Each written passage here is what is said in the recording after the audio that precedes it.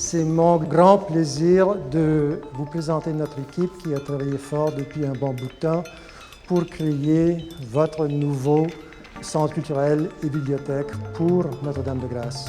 Je pense que tous les membres de notre équipe sont bien connus à la Ville de Montréal car nous sommes tous de la Ville de Montréal.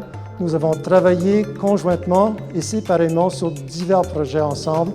Mon nom est André Serbin, je suis architecte et associé à Fichtner Sargent Architectes. Je serai l'architecte réalisateur, autrement dit, je vais avoir les mots de tête du projet.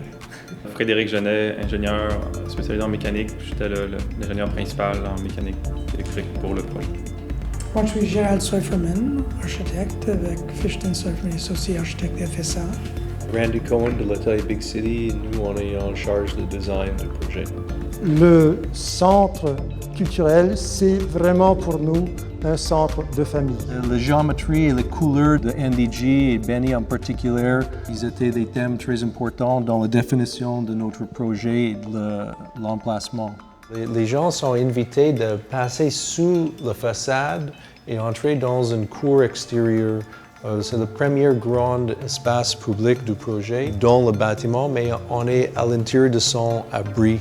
On appelle les trois couches une couche extérieure qui est primordialement en briques rouges, un écran.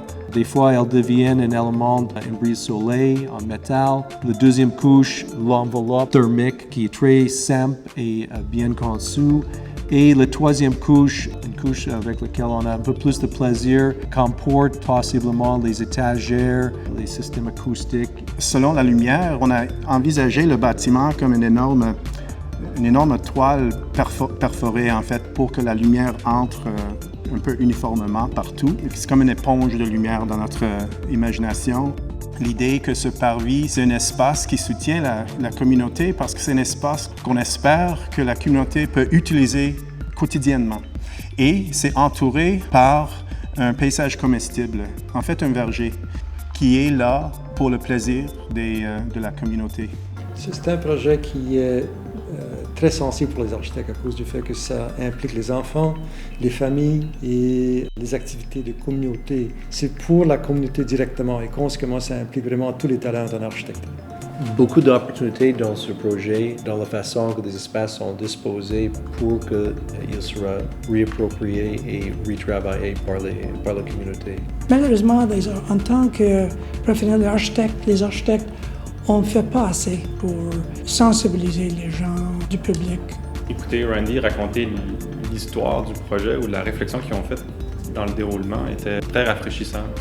Puis j'imagine que le public, pour eux autres, c'est encore plus significatif de comprendre un peu comment on fait un projet d'architecture, qu'est-ce que ça implique en réflexion, puis on arrive à un point final, mais comment on est arrivé là.